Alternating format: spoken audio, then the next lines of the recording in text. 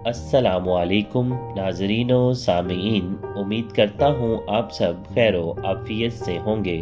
आपकी खिदमत में इनायतुल्लाह के मशहूर ज़माना नावल फिरदौस इब्लीस का एपिसोड नंबर 39 पेश लफ्ज़ है। दास्तान वो आपको उमरू ले चलता है जहाँ हसन बिन सबा पहुँच चुका है और निज़ामुल मुल्क के पास बैठा है। वो निज़ामुल मुल्क को बता चुका है कि फातिमा उसकी बहन है जो जवानी की उम्र में ही बेवा हो गई है। निज़ामुल मुल्क ने उसकी बहन को अपनी बीवी के पास भेज दिया। हसन बिन सबा ने निज़ामुल मुल्क को मदरसे के ज़माने का वादा दिया और याद दिलाया और बड़े ही दर्दनाक और असर अंगेज लहजे में अपनी बेरोजगारी और बदहाली का किस्सा सुनाया। मैं तुम्हें मजबूर नहीं कर सकता ख्वाजा, हसन बिन सबा ने कहा। तुम वजीर आजम हो और मैं तुम्हारी रिया का एक नादर आदमी हूँ। मैं ये जरूर कहूँगा कि तुम इन मोहमिनीन में से हो जो जाहिदों और तकवा को अपनी जिंदगी समझते हैं। तुम जैसे जाहिद और मुत्तकी अपने वादा पूरा करते हैं। वो जानते हैं कि वादा खिलाफी गुनाह है। ये भी सोचो कि मैंने इतना ही इल्म हासिल किया है जितना तुमने किया है, लेकिन तुम वजीर आजम हो और मैं 2 वक्त की रोटी भी नहीं खा सकता। अल्लाह की जात से मायूस ना हो हसन, मैं अपना सिर्फ वादा ही पूरा नहीं करूंगा बल्कि तुम्हें अपनी जाती इमलाक का भी बराबर का हिस्सेदार समझूंगा। पहले बयान हो चुका है कि निज़ामुल मुल्क ने सुल्तान मलक शाह को हसन बिन सबा की शख्सियत और इल्मी काबिलियत की ऐसी तस्वीर दिखाई कि सुल्तान ने इसे मोअतमदे खास का रुतबा दे दिया था। मौर्रिख लिखते हैं कि ये ओहदा वजीर के बराबर था, लेकिन हसन बिन सबा कोई ऐसा रुतबा चाहता था जिसमें वो आजादाना फैसले कर सकता हो। निज़ामुल मुल्क अपनी आस्तीन में एक सांप पालने लगा। तकरीबन तमाम तारीख दानों ने लिखा है कि हसन बिन सबा ने निज़ामुल मुल्क को सुल्तान की नज़रों में गिराने के लिए ये तरीका सोचा कि उन अहम रुतबों वाले ओहदेदारों को हाथ में लिया जाए जिनकी बात सुल्तान तवज्जो और दिलचस्पी से सुनता है। इनमें एक एहतशाम मदनी था जो सुल्तान के 3 मशीरों में से था। अधेड़ उम्र आदमी था, पाबंदे सोमो सलात भी था। एहतशाम मदनी शाम के वक्त शहर के एक बाग में चहलकदमी के लिए जाया करता था। एक शाम वो हस्बे मामूल टहल रहा था। एक जवान सा लड़की उसके सामने अचानक आई। इस लड़की को एहतशाम मदनी ने पहली बार देखा था। लड़की किसी आम से घराने की नहीं लगती थी। एहतशाम मदनी ने देखा कि लड़की अचानक सामने आ जाने से कुछ घबरा गई थी और इस पर हजाब तारी हो गया था। वैसे भी ये लड़की उसे बहुत अच्छी लगी। उसने लड़की को बुलाकर पूछा कि वो कौन है और यहाँ क्यों आई है। मैं हसन बिन सबा की बहन हूँ, लड़की ने जवाब दिया। हसन बिन सबा, एहतशाम मदनी ने पूछा और खुद ही बोला, अच्छा, वो हसन बिन सबा जो चंद दिन पहले सुल्तान के मुअत्तमिदे खास मुकर्रर हुए हैं। ये एहतशाम मदनी और इस लड़की की पहली मुलाकात थी। बयान हो चुका है कि ये लड़की हसन बिन सबा की बहन नहीं थी, ना उसका नाम फातिमा था, ना ही वो बेवा थी। उसने बातों बातों में एहतशाम मदनी को बताया कि वो बेवा है, इसलिए भाई इसे साथ ले आया है। इससे एहतशाम मदनी के दिल में इसकी हमदर्दी पैदा हो गई। लड़की ने ऐसे अंदाज से बातें की जैसे वो एहतशाम मदनी की शख्सियत से मुतासिर हो गई हो। एहतशाम मदनी सोच भी नहीं सकता था कि ये लड़की हसन बिन सबा और अहमद बिन गताश जैसे इब्लीसी बातनियों की तरबियत याफ्ता है और ये इंसान के रूप में आई हुई बड़ी ही जहरीली नागन है। और जब वहां से चली तो एहतशाम मदनी जैसे जाहिद और पारसा अपने दिल में धचका सा महसूस किया। उसके दिल में ये ख्वाहिश पैदा होगी कि ये लड़की उसे एक बार फिर मिलेगी। लड़की उससे फिर मिल गई। वो पहले रोज से ज्यादा बेतकल्लुफी की बातें की। वो जाहिर ये करती थी कि बेवगी ने उसे महमूम और रंजीदा कर रखा है। इस तरह उसने एहतशाम मदनी के दिल में अपनी हमदर्दी पैदा कर ली। फिर इसी बाग में शाम का अंधेरा फैलने के बाद इन दिनों की कई बार मुलाकातें होती रहीं। नौबत यहाँ तक पहुंची कि लड़की ने एहतशाम मदनी को एक रोज अपने घर बुला लिया। लड़की ने उसे कहा था कि हसन बिन सबा सुबह चला जाता है और शाम को वापस आता है। ये लड़की तरबियत के मुताबिक एहतशाम मदनी पर एक नशा बनकर गालिब आ गई थी। इस हद तक कि सोमो सलात का पाबंद ये मुअज़्ज़िज़ शख्स अपना आप फरमोश कर बैठा था। दिन के वक्त वो इस लड़की के घर में इसके हस्नो शबाब से मखमूर और मदमूश ہوا جا رہا تھا کہ صحن میں کسی کے قدموں کی آہٹ نے اسے چونکا دیا۔ یہ کون ہے؟ احتشام مدنی نے گھبراہٹ کے عالم میں پوچھا۔ خادم ہوگا، لڑکی نے بڑے اطمینان سے کہا۔ میں دیکھتی ہوں۔ پیشتر اس کے کہ لڑکی باہر نکلتی حسن بن صبا کمرے میں داخل ہوا۔ احتشام مدنی جیسے مومن آدمی کو اپنی بہن کے پاس دیکھ کر ہکا بکا رہ گیا۔ احتشام مدنی اس کے سامنے کھڑا کانپ رہا تھا۔ میں تم دونوں کو سنسار کراؤں گا، حسن بن صبا نے کہا۔ میں باہر دروازہ بند کر کے سلطان کے پاس جا رہا ہوں۔ حسن بن صبا دروازے کی طرف مڑا تو لڑکی اس کی ٹانگوں سے لپٹ گئی اور رو رو کر کہنے لگی کہ اس نے اس شخص کو نہیں بلایا تھا۔ پھر یہ میرے گھر میں کس طرح آ گیا؟ حسن بن صبا نے پوچھا۔ یہ خود ہی آیا تھا، لڑکی نے جواب دیا، اور اس نے میرے ساتھ پیار اور محبت کی باتیں شروع کر دی۔ اچھا ہوا کہ تم آ گئے اور میں اس کی دست درازی سے بچ گئی۔ احتشام مدنی نے اپنی صفائی پیش کرتے ہوئے کہا کہ اس لڑکی نے اسے خود بلایا تھا۔ کچھ دیر یہی جھگڑا چلتا رہا۔ حقیقت کچھ بھی ہے، حسن بن صبا نے کہا۔ میں یہ دیکھ رہا ہوں کہ تم میرے گھر میں میری بہن کے پاس بری نیت سے آئے بیٹھے ہو۔ میں سلطان کو ضرور بتاؤں گا۔ احتشام مدنی صرف معزز آدمی ہی نہیں تھا بلکہ وہ سلطان ملک شاہ کا پسندیدہ مشیر بھی تھا۔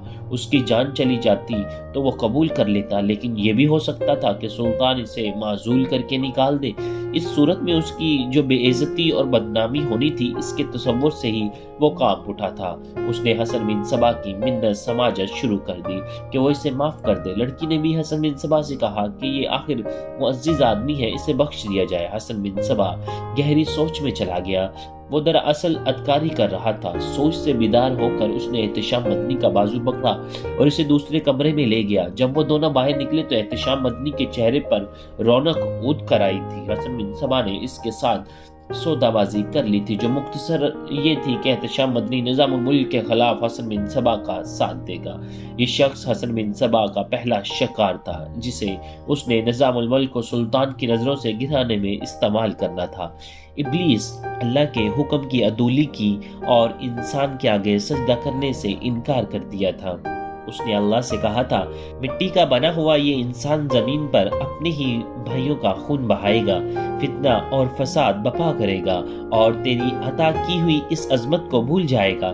تیرے حکم سے فرشتوں نے اس کے آگے سجدہ کیا، اسے ہم نے اشرف المخلوقات بنایا۔ یہ اللہ کی آواز تھی، یہ حشرات الارض سے بدتر ہوگا۔ یہ ابلیس کی آواز تھی، یہ میرے بتائے ہوئے راستے پر چلے گا۔ اللہ نے کہا، میں اس کی رہنمائی کے لیے نبی اور پیغمبر بھیجتا رہوں گا، میں اسے اپنے راستے پر چلاؤں گا۔ ابلیس نے کہا، جو طاقت مجھ میں ہے وہ اس میں نہیں، میں آگ سے بنا ہوں، یہ مٹی کا پتلا ہے، میں اسے بڑی حسین اور دل فریب خواہشوں کا غلام بنا دوں گا، یہ میری عبادت کرے گا، میں اسے دنیا کی چمک دمک کا شدائی بنا دوں گا۔ ابلیس نے کہا، یہ تیری عبادت کرے گا لیکن اس کا دل دولت کا پجاری ہوگا، یہ ہر اس چیز کی پرستش کرے گا جس سے ذہنی اور جسمانی لذت حاصل ہوگی، اور یہ ہر وہ کام کرے گا جس سے اسے روکا جائے گا، یہ بدی سے لطف اندوز ہوگا، جتو تا قیامت ملعون رہے گا۔ اللہ نے کہا اور ابلیس کو دھتکار دیا۔ پھر یوں ہوا کہ اللہ کا پہلا ہی بندہ جنت سے نکالا گیا۔ پھر جو وقت گزرتا گیا، وہ عورت جو آدم کی پسلی سے پیدا ہوئی تھی وہ آدمی کی جڑوں میں بیٹھی چلی گئی، اور آدمی کی ایسی کمزوری بن گئی کہ وہ مجبور اور بے بس ہو گیا۔ عورت آدمی کے لیے نشہ بن گئی، آدمی عورت کے دام میں آ کر ابلیس کا پجاری بن گیا۔ داستان گو اپنے آپ کو فن داستان گو تک ہی محدود رکھنا چاہتا ہے۔ ابلیس کے متعلق ایک پیر طریقت شیخ ابن عربی کی ایک تحریر کا اقتباس پیش کرتا ہے۔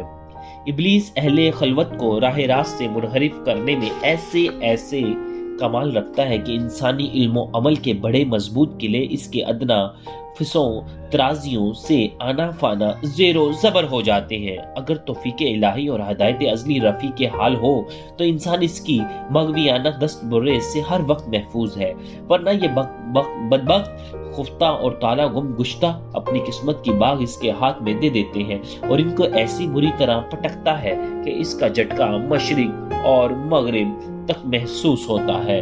سلجوقی سلطان ملک شاہ کا مشیر خاص اور منظور نظر احتشام مدنی پابند صوم و صلات تھا، زہد و پارسا اور معزز انسان تھا۔ کوئی ایسا جوان سال بھی نہ تھا کہ جوش شباب میں ایک حسین لڑکی کو دیکھ کر بے قابو ہو جاتا، مگر وہ فاطمہ کو دیکھ کر اپنے آپ کو اور اللہ کو بھی بھولا بیٹھا اور حسن بن صبا کے جال میں آ گیا۔ وہ اس کمرے سے جس میں حسن بن صبا اسے لے گیا تھا نکالا تو اس کے چہرے سے شرمساری اور گھبراہٹ دھل گئی تھی اور رونق اٹھ کر آئی تھی۔ یہ تو واضح ہے کہ حسن بن صبا نے اس کے ساتھ سودے بازی کر لی تھی۔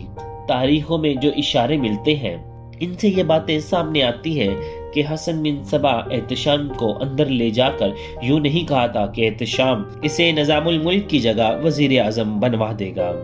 تم بے شک سلطان کے مشیر ہو، احتشام حسن بن صبا نے کہا تھا، لیکن میرا رتبہ بھی تم سے کم نہیں۔ میں جو بات کرنا چاہوں گا وہ براہ راست سلطان کے ساتھ کر لوں گا، لیکن تمہاری اس حرکت سے مجھے مایوسی ہوئی ہے۔ فوری طور پر مجھے جو خیال آتا ہے وہ یہ کہ میں یہاں سے چلا جاؤں۔ میں دل میں تو سلطنت سلجوق کی بلائی لے کر آیا تھا۔ میں اہل سنت والجماعت ہوں، مجھے کسی عہدے اور کسی رتبے کی ضرورت نہیں۔ قلعہ شادر سے قلعہ خلجان تک کے علاقے کے لوگ مجھے اپنا مرشد اور عالم دین مانتے ہیں، لیکن میں دیکھ رہا ہوں کہ سلطنت سلجوق اور اسلام کے خلاف کچھ فتنے اٹھ رہے ہیں۔ میں یہاں ان خطروں کے انسداد کے لیے یہاں آیا تھا، لیکن میں نے یہاں کچھ اور ہی دیکھا ہے۔ میں اپنی اس حرکت پر نادم ہوں میرے بھائی، احتشام مدنی نے کہا۔ صرف یہی ایک حرکت نہیں ہے، حسن بن صبا نے کہا۔ میں نے یہ عہدہ سنبھالا تو نظام الملک نے سلطان کے اور تمہارے خلاف کان بھرنے شروع کر دیے۔ تمہیں شاید معلوم ہوگا کہ میں اور نظام الملک امام موافق کے مدرسے میں اکٹھے پڑھے ہیں۔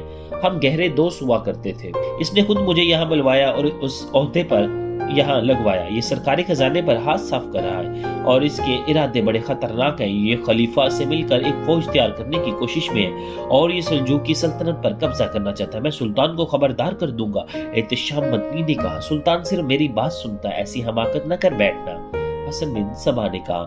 نظام الملک پہلے ہی تمہیں یہاں سے ذلیل و خوال کر کے نکلوانا چاہتا ہے۔ یہ تو لڑکپن میں مدرسے میں اسی طرح جوڑ توڑ کرتا رہتا تھا۔